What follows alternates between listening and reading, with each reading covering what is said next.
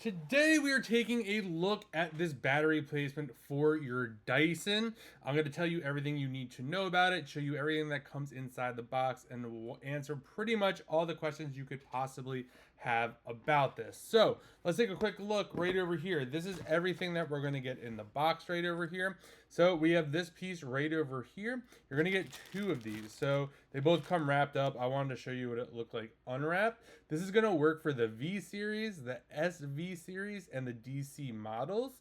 For specifics, check the actual listing, just because there's a lot of different models it works with. I don't want to guide you wrong. This is what the actual battery looks like right over here. It does work with the original charger, so you don't have to worry about that. And this is exactly what it looks like. And the cool part about this is on the box right over here, it walks you through how to install it step by step. We even have pictures here that walk you through.